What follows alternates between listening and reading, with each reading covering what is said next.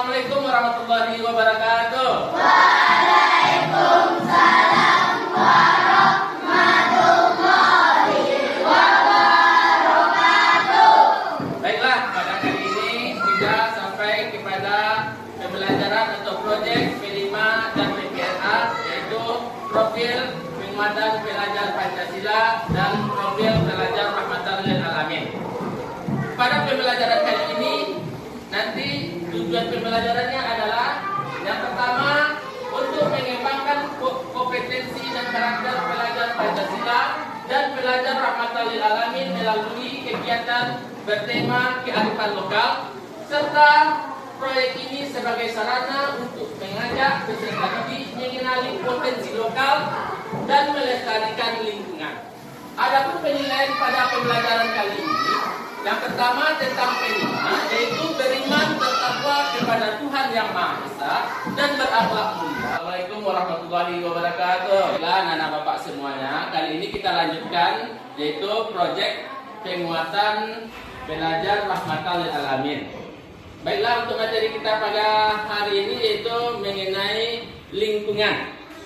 Coba anak-anak bapak, kita lingkungan itu apa itu? Siapa yang tahu? Kombinasi antara kondisi fisik yang mencakup keadaan sumber daya alam seperti tanah, air, sinar matahari, dan mineral. Lingkungan ini dibedakan menjadi dua. Nah, lingkungan ada lingkungan alam, ada lingkungan buatan. Nah, lingkungan alam merupakan lingkungan yang diciptakan oleh Allah. Sudah ada dengan sendirinya karena diciptakan oleh Allah. Sudah diciptakan oleh Allah.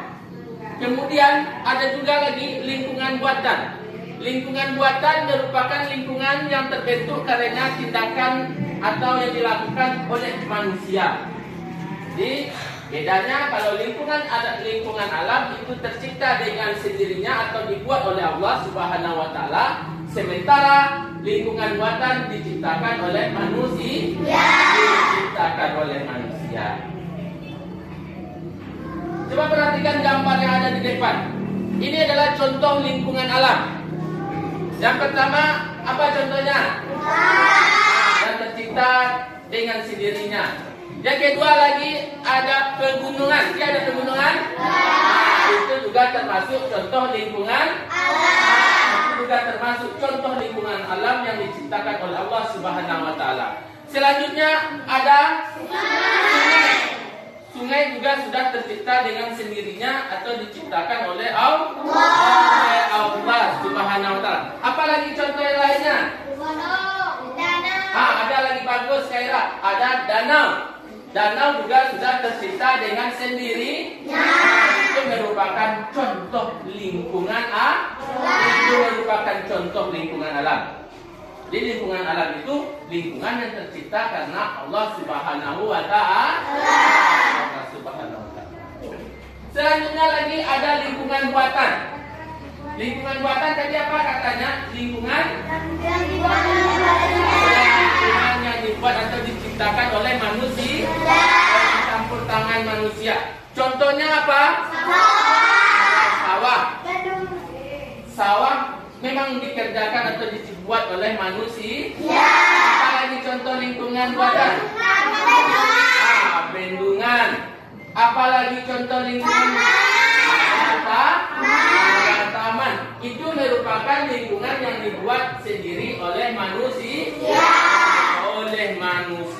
Di lingkungan tadi ada dua, ada lingkungan buatan, ada lingkungan alam. Bisa membedakan antara lingkungan alam dan lingkungan buatan? Nah, kemudian apa contoh aktivitas manusia terhadap lingkungan?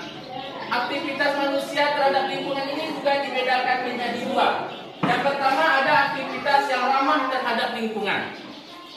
Nah, dari gambar di depan, coba anak bapak perhatikan semuanya. Di sini ada contoh aktivitas yang ramah terhadap lingkungan. Apa saja contohnya? Contohnya bersepeda. Apalagi contohnya? Membuang sampah pada tempatnya. Apalagi? Memungut sampah. Apalagi? Menanam pohon. Itu contoh aktivitas yang ramah terhadap lingkungan. Jadi dari sekarang kita biasakan berperilaku ramah terhadap lingkungan. Nah, karena lingkungan ini yang menjaganya adalah kita sendiri. Ya, kita yang menjaganya? Ya. Kalau lingkungan kita tidak ramah atau tidak bersih, akan menimbulkan yang namanya penyakit. Selanjutnya, ini ada aktivitas yang tidak ramah terhadap lingkungan. Nah, di depan coba perhatikan gambarnya. Ada gambaran pertama apa itu? Menebang pohon sembarangan. Nah, yang menyebabkan nanti terjadinya hutan gundul, yang tergundul. Kalau sudah gundul nanti apa akibatnya? Bisa menyebabkan terjadinya banjir, tanah longsor, ya. Ya. Kemudian lagi aktivitasnya atau gambarnya kedua adalah polusi. Disebabkan oleh asap kendaraan. Nah, jadi polusi ini juga termasuk aktivitas yang tidak ramah terhadap lingkungan. Udara menyebabkan menjadi kotor. Gambar yang ketiga adalah apakah boleh kita membuang sampah ke sungai? Apa akibatnya kalau kita membuang sampah ke sungai? Sungai akan menjadi tercemar dan bisa menyebabkan sungai itu tersumbat, akan menyebabkan yang namanya banjir. Ini adalah contoh aktivitas yang tidak ramah terhadap lingkungan. Coba perhatikan gambar di sini. Nah, coba perhatikan dua buah gambar yang ada di depan. Kira-kira gambar pertama apakah ramah terhadap lingkungan? Tidak. Gambar yang kedua apakah ramah terhadap lingkungan? Juga tidak, Pak ya? Ulang lagi ya. Gambar pertama ramah terhadap lingkungan? Gambar kedua? Jadi kita dapat membedakan kalau yang ramah lingkungan itu selalu menjaga kebersihan.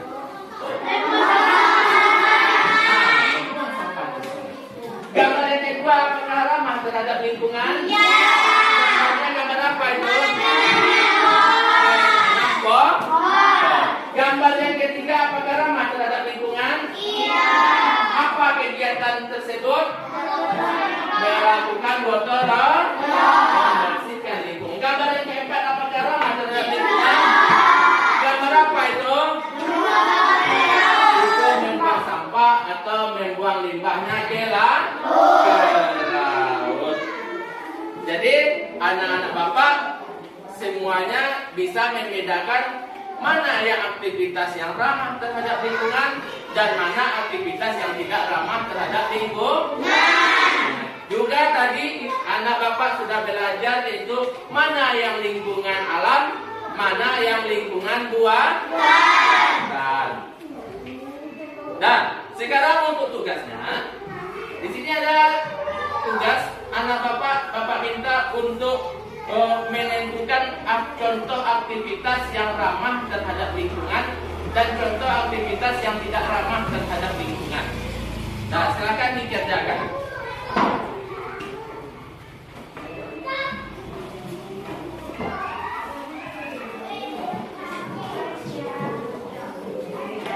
Tuliskan 5 ya, 5 aktivitas yang ramah terhadap lingkungan.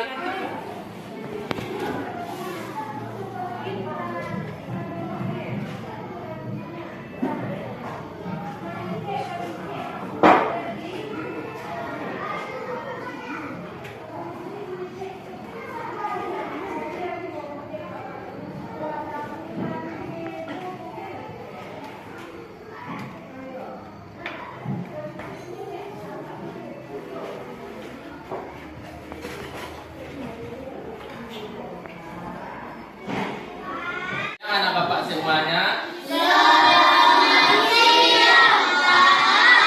Pada siang hari ini kita akan melanjutkan pembelajaran P5 dan PPRA, yaitu proyek penguatan profil pelajar Pancasila dan profil pelajar rahmatan lil alamin. Yang mana kita kemarin sudah mengangkat temanya yaitu mari berkebun sayur. Nah, sekarang kita akan belajar lagi yaitu bagian-bagian tanaman dan fungsinya. Nah, tanaman yang kita lihat itu sama halnya dengan manusia. Tanaman itu ada bagian-bagiannya. Sama dengan manusia, kita manusia memiliki mata, dia memiliki mata, memiliki tangan, memiliki kaki, memiliki kepala. Begitu juga dengan tumbuhan. Tumbuhan itu juga ada bagian-bagiannya yang diciptakan oleh Allah Subhanahu wa Ta'ala. Kalau kita mata gunanya untuk melihat, tumbuhan juga ada bagiannya. Coba perhatikan gambar yang ada di depan. Ini merupakan bagian-bagian dari tumbuhan. Coba lihat, di sana ada daun. Tumbuhannya ada daunnya. Kemudian ada akar. Kemudian ada batang. Kemudian ada biji. Dan kemudian ada bunganya. Sebetulnya ini sudah anak bapak pelajari semuanya di pembelajaran IPAS yang ada pada kelas 4 ini.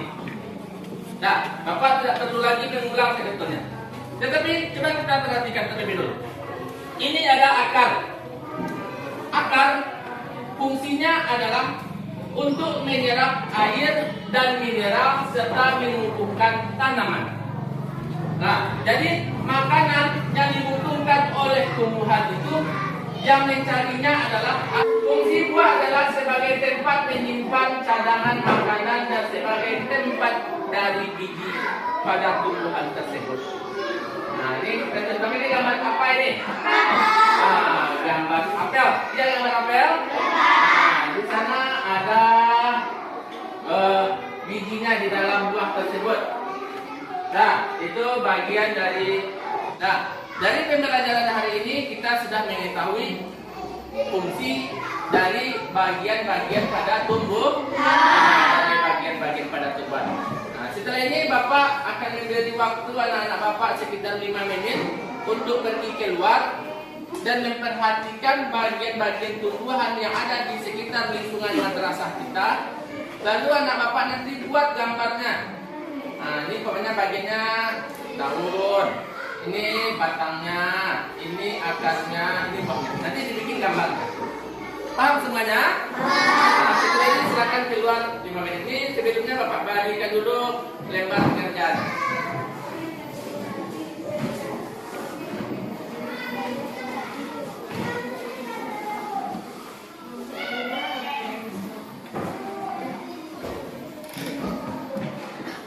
Assalamualaikum warahmatullahi wabarakatuh. Waalaikumsalam warahmatullahi wabarakatuh. Selamat siang anak-anak Bapak semuanya. Baiklah, pada siang hari ini kita akan lanjutkan pembelajaran P5 dan P2RA. Di mana pada siang hari ini kita akan belajar atau membahas tentang macam-macam media tanam. Nah, gunanya kita mempelajari ini, nanti kita akan belajar itu menanam sayur. Dia akan menanam sayur. Nah, jadi kita harus mengetahui terlebih dahulu apa-apa saja media tanam yang bisa kita gunakan. Kira-kira ada yang tahu apa itu media tanam? Media tanam adalah media yang digunakan untuk menumbuhkan tanaman dan tempat berpegangnya akar untuk mengokohkan tanaman. Di sini ada fungsi media tanam tersebut.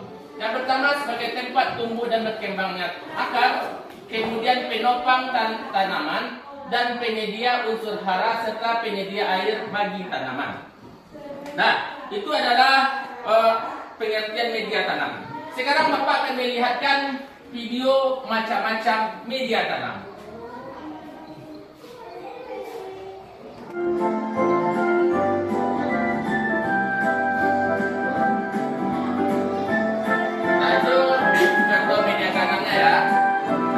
Perhatikan semuanya.